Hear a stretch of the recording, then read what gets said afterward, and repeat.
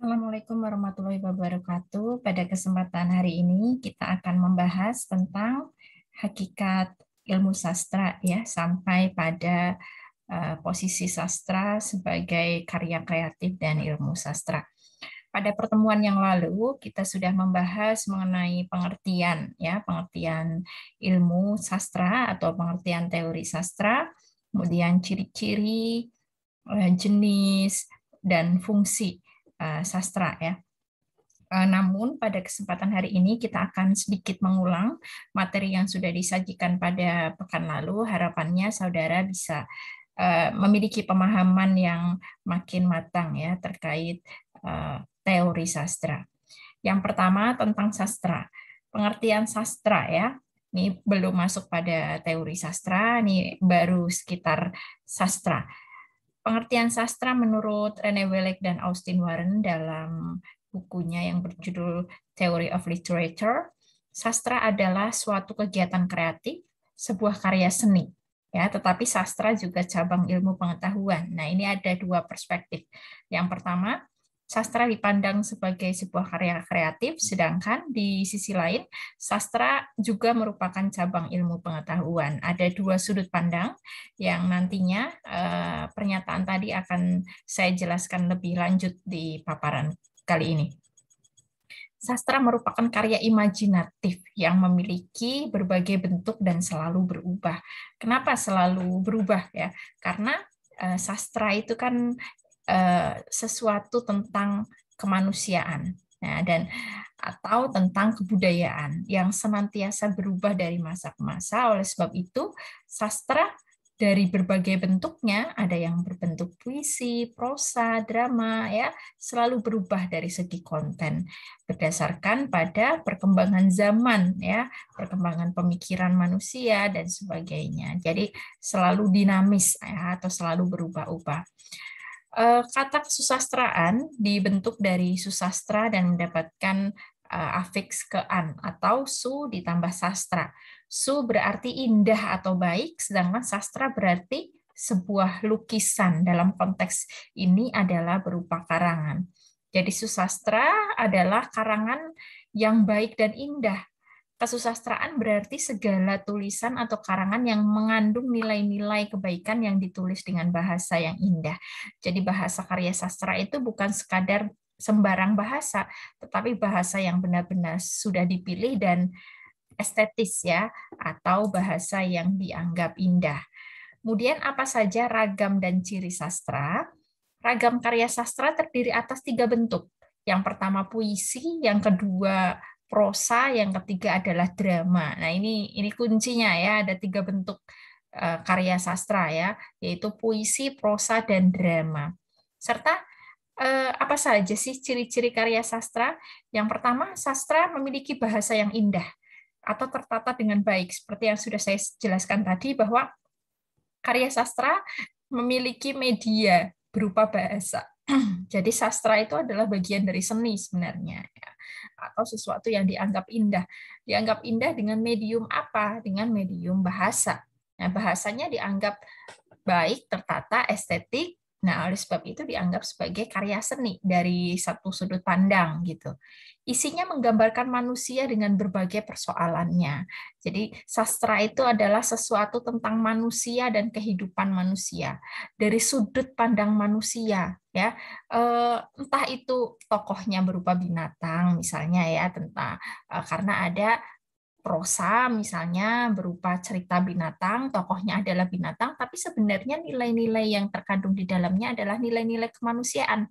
Jadi boleh dibilang bahwa substansi dari sastra adalah menggambarkan manusia dengan berbagai macam persoalannya ya, walaupun itu diimplementasikan dengan berbagai macam simbol, tapi sebenarnya itu adalah bercerita tentang manusia. Oleh sebab itu fakta-fakta dalam sastra dikatakan bahwa fakta kemanusiaan begitu ya. Lalu gaya penyajiannya menarik sehingga berkesan di hati pembaca. Nah, ini sampai pada sebuah kontemplasi atau sebuah apresiasi yang sangat mendalam. Mungkin ada seseorang yang menangis ketika membaca karya sastra karena ceritanya sangat menyedihkan. Kemudian dia membayangkan dirinya ada dalam cerita tersebut, atau bisa jadi cerita itu sangat relate ya, kalau bahasa anak mudanya relate sekali dengan kondisi yang terjadi di kehidupan pribadinya. Berarti karya sastra itu dianggap sangat berkesan di hati pembacanya gitu. Lalu kapan sebenarnya lahirnya ilmu susastra? Ini sudah lama sekali, yaitu abad ketiga sebelum Masehi. Yaitu Aristoteles menulis buku Poetika, ya.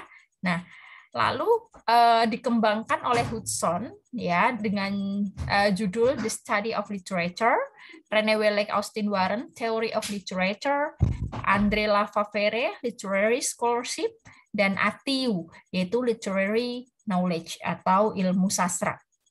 Nah, sedangkan ilmu sastra sendiri ya meliputi ada tiga keilmuan, yaitu teori sastra, yang kedua kritik sastra, dan yang ketiga adalah sejarah sastra. Jadi teori sastra, kritik sastra, dan sejarah sastra adalah tiga hal yang erat kaitannya dalam konteks ilmu sastra. Lalu bagaimana tentang teori sastra? Nah, karya sastra tidak memiliki kebenaran faktual, itu yang saya sampaikan tadi.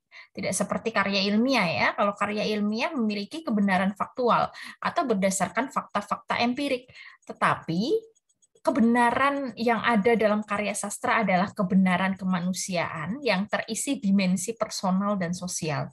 Ya, sastra dalam satu sudut pandang dianggap sebagai cerminan dari kehidupan manusia, cerminan dari dimensi personal seseorang. Ya, bisa jadi ya, ketika seseorang itu sangat religius, dia menciptakan karya sastra yang memiliki nilai-nilai religi. Nah, ini dimensinya sangat personal.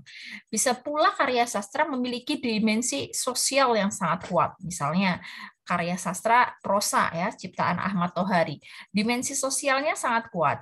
Ya, di sana kalau kita lihat dari kacamata sosiologi sastra, ya misalnya ada novel Ronggeng Duku Paruk. Nah, itu aspek sosiologinya itu sangat kental, ya. Aspek budayanya sangat kental. Nah, itu karya sastra. Nah, sedangkan teori sastra adalah ilmu, ya, ilmu yang mengungkapkan tentang sastra sebagai karya yang memuat pengalaman batin manusia. Teori sastra adalah teori yang mengkaji prinsip-prinsip, hukum, kategori, kriteria karya sastra yang membedakannya dengan karya yang bukan sastra. Ya, jadi teori sastra itu adalah ilmu ya tentang karya yang memuat Memuat pengalaman batin manusia. Menurut Abrams dalam bukunya The Mirror of the Lamb, Romantic Theory and Critical Traditions, ada beberapa aspek ya. Yang pertama adalah universe, bagannya sudah ditampilkan, sudah ada di layar. Yang pertama ada unsur universe, kemudian world, artist, and audience. Ya, universe adalah realita kehidupan. Nah, ini yang dianggap sebagai cikal bakal munculnya karya sastra. Realita kehidupan itu yang menjadi pemantik bagi artis atau pencipta dalam konteks karya sastra adalah pengarang, lalu untuk menghasilkan work, yaitu karya sastra. Dan pembaca dapat melakukan interpretasi berdasarkan apa? Berdasarkan universe. Ya, jadi universe atau realita ini adalah cikal bakal dari penciptaan oleh artis yang akhirnya mewujudkan work, karya sastra, dan interpretasi yang dilakukan oleh audiens atau pembaca itu juga berdasarkan realita. Ya, dalam menginterpretasi karya sastra sesungguhnya tidak ada yang namanya interpretasi tunggal. Artinya bisa saja si A dan si B dalam menginterpretasi karya sastra memiliki interpretasi yang berbeda. Meskipun karya sastra yang dibaca adalah karya sastra yang sama, penulisnya juga sama, tapi interpretasinya bisa jadi interpretasi yang berbeda. Karena masing-masing audiens atau pembaca memiliki universe atau realita yang berbeda satu dengan yang lain dan memiliki sudut pandang yang berbeda pula dalam menghadapi atau melihat kehidupan. Sama juga bagi artis atau pencipta ketika menciptakan sebuah karya sastra dari realita yang sama, bisa jadi, atau dari pemantik yang sama bisa jadi lahir karya sastra yang berbeda karena mereka memiliki dimensi personal yang berbeda antara satu pencipta dengan pencipta yang lain gitu. Nah, lalu bagian berikutnya ada Selden ya, menyusun kerangka diagram komunikasi linguistik Roman Jakobson ya, ada konteks, ada pengirim, ada pesan dan ada pendengar ya. Dalam hal ini pendengar itu dianggap sebagai pembaca. Jadi pengirim itu adalah pengarang ya, pengarang mengirimkan pesan. Nah, ini teori komunikasi ya. Jadi komunikasi itu adalah menyampaikan pesan dari satu orang kepada orang yang lain, dari pembicara kepada audiens atau pendengar atau mitra tutur ya, katakanlah apapun istilahnya begitu. Nah, ketika pengirim atau pengarang itu mengirimkan pesan, nah pesannya berdasarkan konteks, maka pendengar akan memiliki interpretasi berdasarkan konteks yang diterimanya. Artinya sama tadi, bahwa dalam karya sastra tidak ada interpretasi tunggal. Nah, jadi pendengar bisa jadi memiliki interpretasi A, sedangkan pendengar yang lain memiliki interpretasi B ketika mereka memiliki konteks kehidupan yang berbeda. Jadi dalam pembacaan pesan atau hubungan kode, terdapat konteks yang mempengaruhi interpretasi masing-masing pendengar, atau dalam konteks karya sastra adalah pembaca. Nah, seperti yang sudah saya jelaskan tadi, bahwa dalam teori sastra ada dalam ilmu sastra ya ada 3 aspek. Yang pertama teori yang sudah saya jelaskan pada Salindia sebelumnya. Yang kedua adalah kritik sastra dan yang ketiga adalah sejarah sastra. Kritik sastra bermakna pertimbangan baik dan buruk suatu karya sastra. Pertimbangan kelemahan dan keunggulan karya sastra. Melalui kritik sastra, penulis akan mengembangkan dirinya menjadi penulis yang menyadari kelemahan sekaligus keunggulan dirinya dalam menghasilkan karya sastra. Jadi kritik sastra itu berimplikasi ya pada penilaian karya sastra, penilaian baik dan buruknya karya sastra, dan bisa pula hasilnya akan menghasilkan teori sastra yang baru berdasarkan pertimbangan baik dan buruknya karya sastra itu. Sedangkan sejarah sastra adalah bagian dari ilmu sastra yang mempelajari perkembangan sastra dari waktu ke waktu. Di dalamnya dipelajari ciri-ciri sastra pada masa tertentu.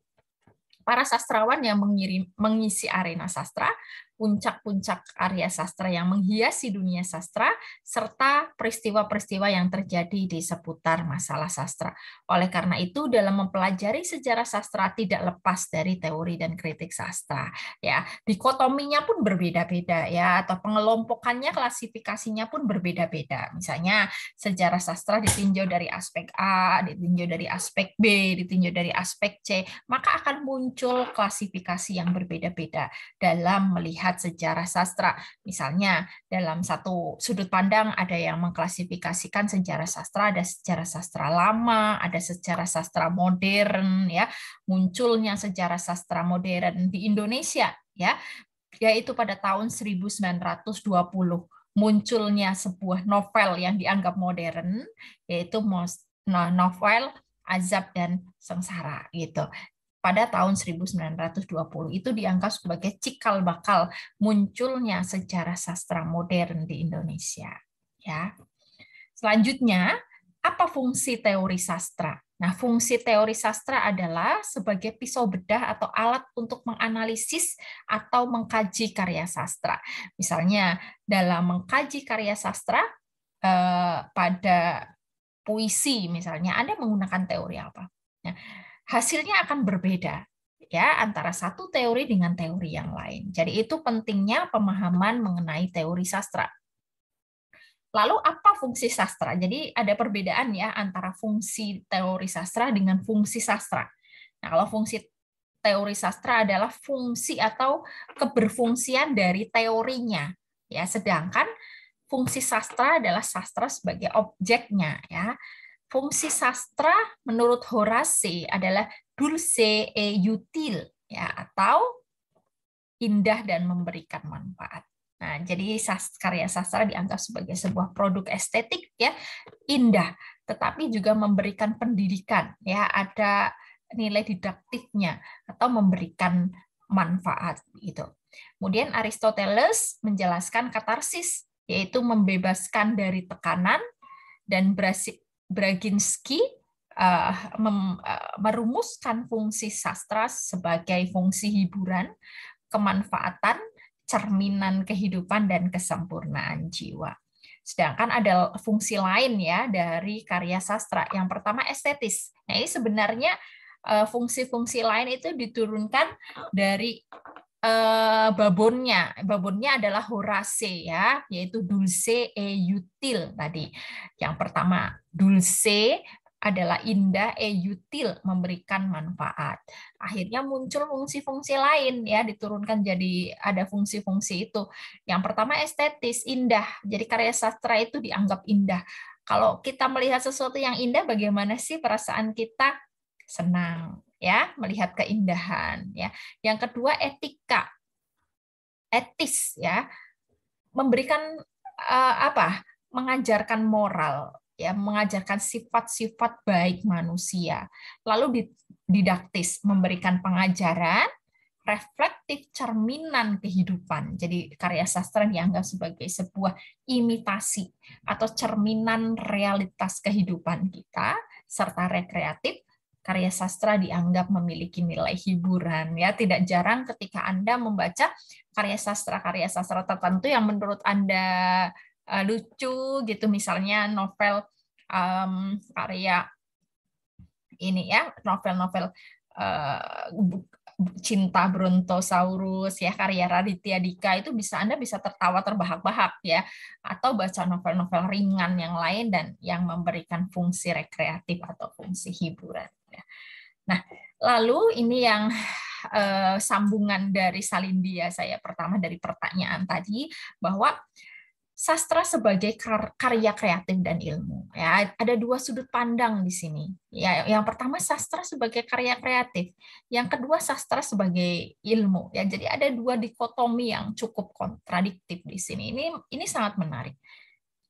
Sedangkan menurut Warren tahun 2014, sastra adalah suatu kegiatan kreatif, sebuah karya seni.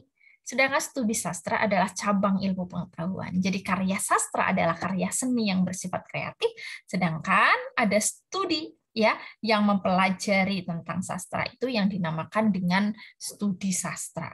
Itu adalah cabang ilmu pengetahuan. Nah, ini kemudian ada yang bertanya, ini anak kecil lucu ini ya.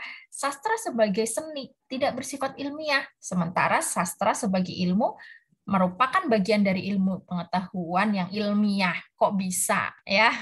Baik. Karya sastra memang tidak bersifat ilmiah, seperti penjelasan saya tadi bahwa karya sastra itu bersifat kreatif, bersifat imajinatif.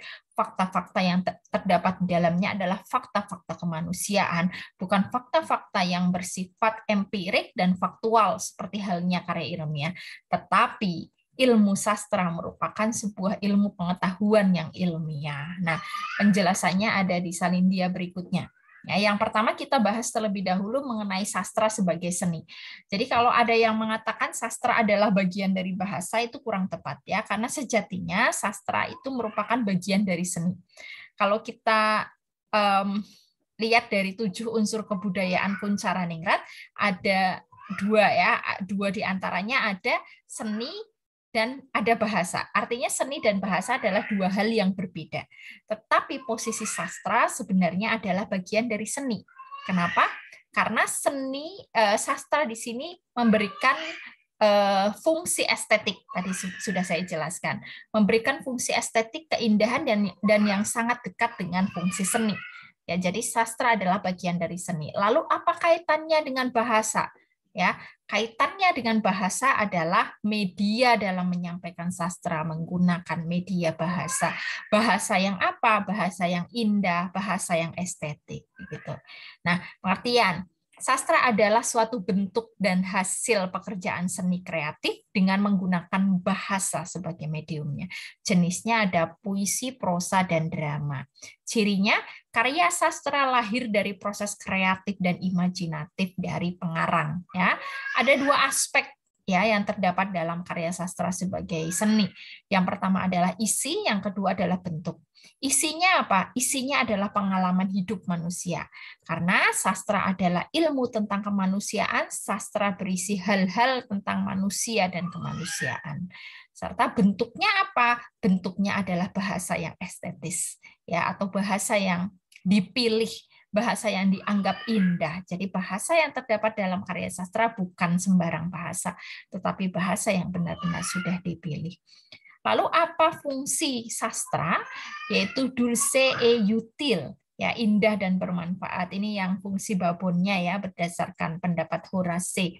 Karya seni juga berfungsi sosial, yaitu untuk membudayakan manusia, dan karya sastra lah yang memiliki fungsi sosial yang paling besar, karena menggunakan medium bahasa yang lebih leluasa mengekspresikan nilai-nilai yang bermanfaat bagi penyempurnaan kehidupan manusia.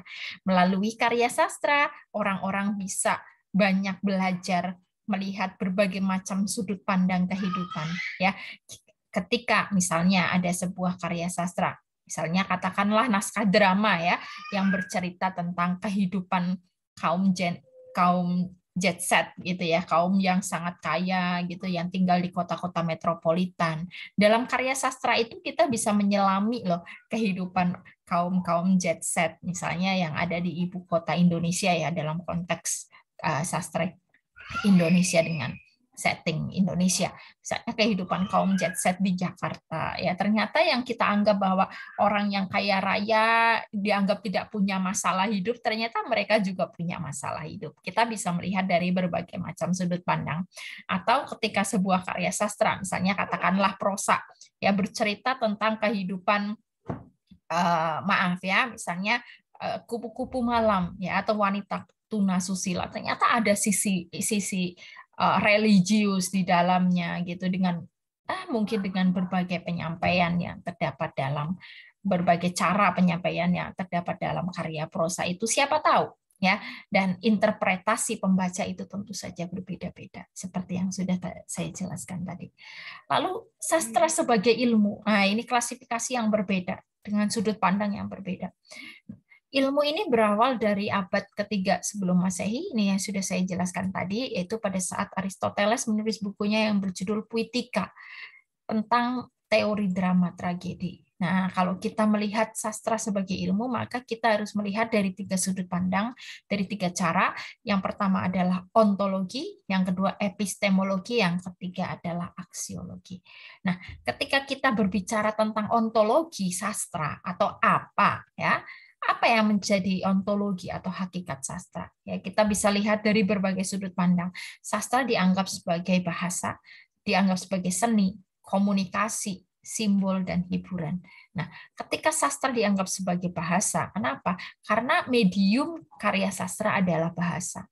Sastra dianggap sebagai seni, bisa-bisa pula, ya, karena sastra memiliki estetika seperti halnya seni, memiliki keindahan, ya, seperti halnya seni. Sastra dianggap sebagai komunikasi. Kenapa? Karena dalam karya sastra terdapat pesan-pesan yang disampaikan. Pesan-pesan yang disampaikan itu merupakan sarana komunikasi, ya. Nah, sebenarnya gini, ya, ketika munculnya diktum dari Horace tadi, dulce et utile, nah itu sebenarnya merupakan sebuah kritik, ya, kritik atas simbol. Nah, atas simbol. Jadi pada zaman dahulu ketika menyampaikan sebuah pesan dalam konteks komunikasi itu sangat direct atau sangat langsung. Misalnya dalam ceramah-ceramah keagamaan, ketika si A, ketika para ulama, ya, dalam konteks ceramah keagamaan memberikan nasihat-nasihat tentang kemanusiaan, para penceramah memberikan nasihat secara direct, secara langsung, bahwa Anda ketika menjadi orang yang baik harus A, B, C, D gitu.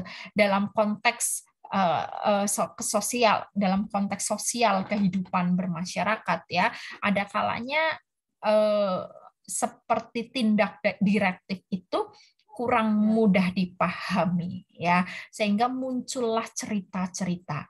Cerita-cerita dalam konteks produk karya sastra itu merupakan simbol, ya simbol atas pesan tertentu sebenarnya untuk menyampaikan pesan tertentu. Oleh sebab itu misalnya cerita-cerita klasikal yang Anda ketahui ya, misal ada cerita apa ya, cerita Malin Kundang gitulah, dongeng Indonesia, cerita rakyat Indonesia.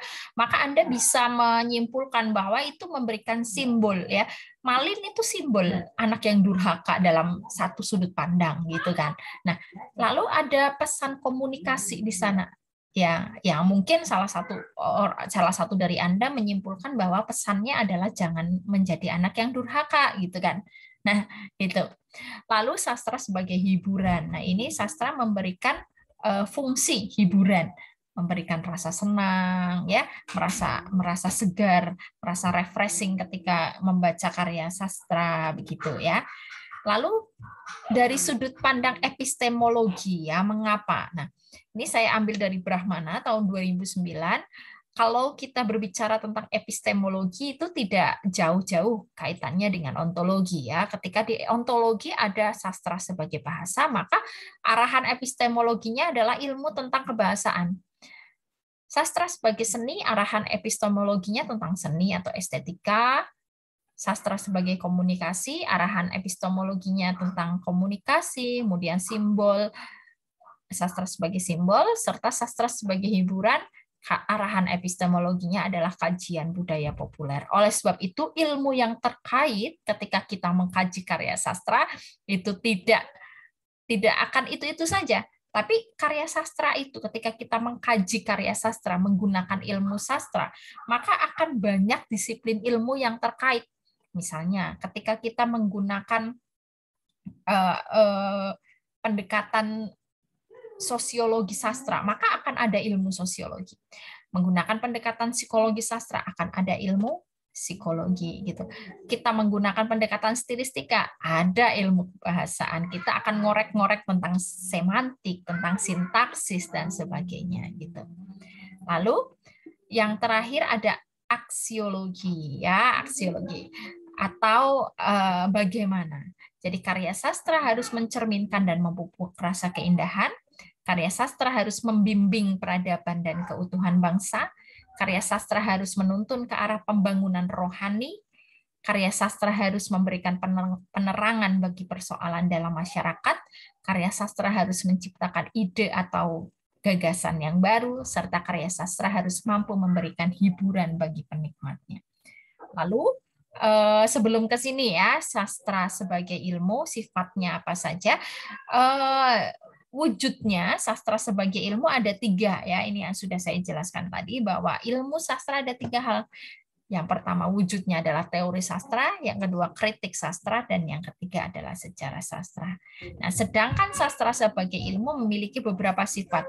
Yang pertama kumulatif ya, yaitu sastra tidak sekaligus jadi, tapi berdasarkan kajian atau penelitian sebelumnya yang selalu diperbarui dan senantiasa berubah dari masa ke masa. Oleh sebab itu, keilmuan dalam sastra itu akan selalu berkembang.